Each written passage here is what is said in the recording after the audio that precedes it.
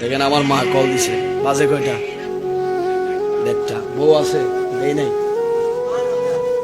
বউ আছে, দেই নাই। কল দিয়েছে কে?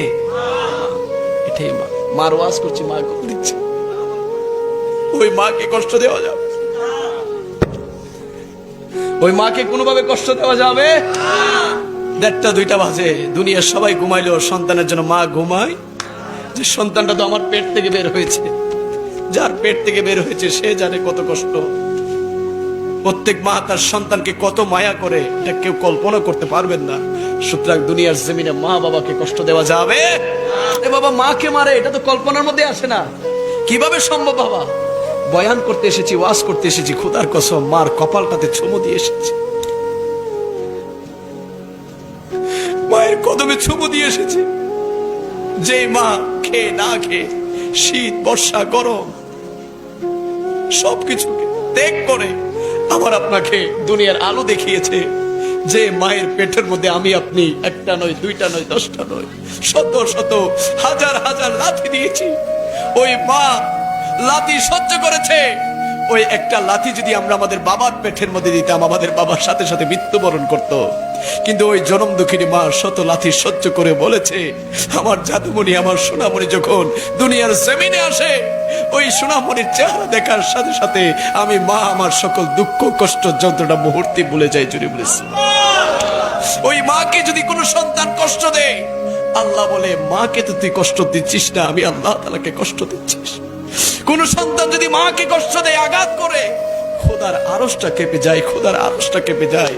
ও আমার যুবক ভাইরা, সময় থাকতে মা বাবার খেদমত করার দরকার আছে না নাই? আর এটা আওয়াজে বলি, আছে না নাই? মা বাবার গায়ে হাত তোলা যাবে? এটা কেউ কল্পনা করবেন না বাবা।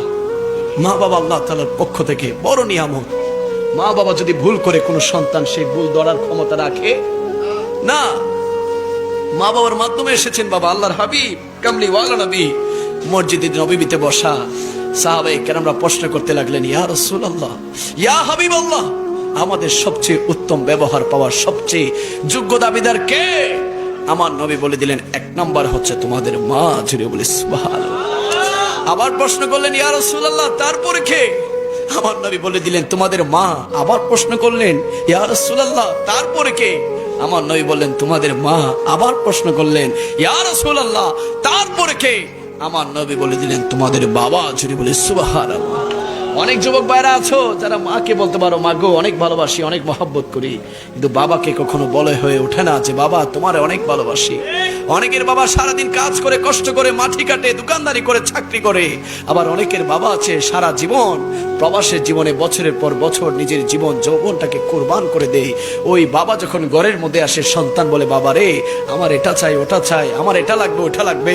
বাবা তার সন্তানের সকল চাহিদা পূরণ করে তার জীবন যৌবনটাকে পরিবারের জন্য কুরবান করে। ওই বাবাকেও আমরা সবাই ভালোবাসতে চাই কি চাই না? দেরি হয়ে যাচ্ছে না, আমি শেষ করে দিচ্ছি। হ্যাঁ, দেখেন আমার মা কল দিছে, বাজে কয়টা? দেড়টা। বউ আছে, দেই নাই।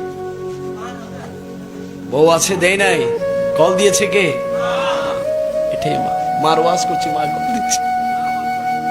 ওই মাকে কষ্ট দেওয়া যাবে? ওই মাকে কোনোভাবে কষ্ট দেওয়া যাবে? দেড়টা দুইটা বাজে, দুনিয়ার সবাই ঘুমাইলো, সন্তানের জন্য মা ঘুমায়। যে সন্তানটা তো আমার পেট থেকে বের হয়েছে, যার পেট থেকে বের হয়েছে সে জানে কত কষ্ট। প্রত্যেক মা তার সন্তানকে কত মায়া করে, এটা কেউ কল্পনা করতে পারবেন না।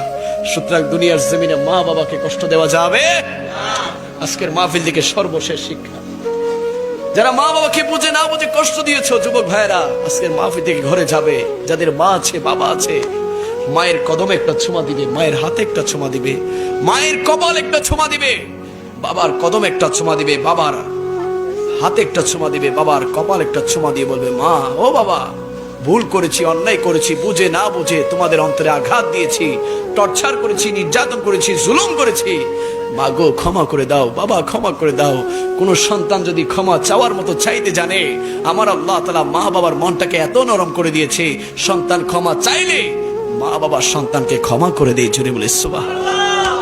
অনেক মুরব্বী বাবারা আছেন যারা বলবেন, হুজুর মারে তো হারাই ফেলছি, বাবাকে তো হারিয়ে ফেলেছি, লাখ টাকা কামাই, 1000 টাকা কামাই, মায়ের মুখে কিচ্ছু দিতে পারি না, বাবার মুখে কিচ্ছু দিতে পারি না। জানি না মার কবরে কি অবস্থায় আছে, বাবার কবরে কি অবস্থায় আছে। মা বাবা স্টোন কি টন, মন কি মন, মাটির নিচে শুয়ে আছে।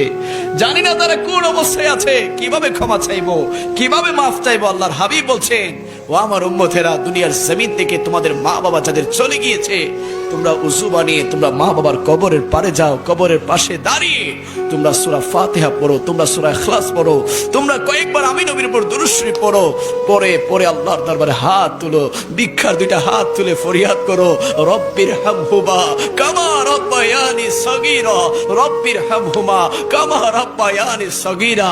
ও মালিক, আমার মাকে ক্ষমা করে দাও। ও মালিক, আমার বাবার কবরকে তুমি জান্নাতের বাগান বানায় দাও। কোন সন্তান যদি মা বাবার কবরের পারে দাঁড়িয়ে দাঁড়িয়ে যদি চোখের পানি ফেলতে পারে, ওই চোখের পানি নাকের অর্ধেক সীমানা আসার পূর্বেই আল্লাহ তাআলা ওই সন্তানের চোখের পানির উসিলায় মা বাবার কবরের আযাবকে দূর করে কবরটাকে জান্নাতের বাগান বানায় দেয়। জোরে বলি সুবহান। আমরা সবাই মা বাবার কবর জিয়ারত চাই কি চাই না? আর একটু আওয়াজে বলি, চাই কি চাই না? নাকি বাবা বেদাত হয়ে যাবে, শিরিক হয়ে যাবে? আরে যার মা নাই সে বুঝে মার ভালোবাসা কি। কোটি টাকা খরচ করলো মার কদমটা পাবে না চুমা দেওয়ার জন্য, বাবার কদমটা পাবে না চুমা দেওয়ার জন্য, মায়ের মায়ামুখী চেহারাটা পাবে না দেখার জন্য। মা থাকতে অনেকে মায়ের মর্ম বুঝে না, বাবা থাকতে অনেকে বাবাকে সম্মান করে না। যার বাবা নাই সে বুঝে কেন যে বাবারে সম্মান করলাম না, কেন যে বাবারে 2টা পয়সা রুজি করে খাওয়াইলাম না, কেন যে মার জন্য কিছু করতে পারলাম না। আজ 10টা শাড়ি কেনার তৌফিক হয়েছে, 20টা শাড়ি কেনার তৌফিক হয়েছে, মাকে তো একটা শাড়ি পরাইতে পারলাম না, মাকে তো একটা কাপড় পরাইতে পারলাম না। মাকে, মা যখন জিন্দা ছিল টাকা দেওয়ার সময় বলতাম, ও বাবা আমাকে কেন দিচ্ছিস, তোর তো প্রয়োজন আছে, তুই নিজের কাজে লাগা। যাদের মা বাবা আছে হাতে পায়ে হাত রেখে বলছি, মা বাবার মনে কষ্ট দিবেন না, মা বাবার মনে কষ্ট দিবেন না। মায়ের মনে যদি কষ্ট দেন, বাবার মনে যদি কষ্ট দেন, কবরে সুখ পাবেন না, শান্তি পাবেন না, হাসরের ময়দানে নবীর সুপারিশ পাবেন না, শাফাত পাবেন না। মা বাবার খেদমত আমার মাদার বাড়ির সুন্নি ভাইরা করতে চাই কি চাই না? ডান হাত তুলে বলি, চাই কি চাই না?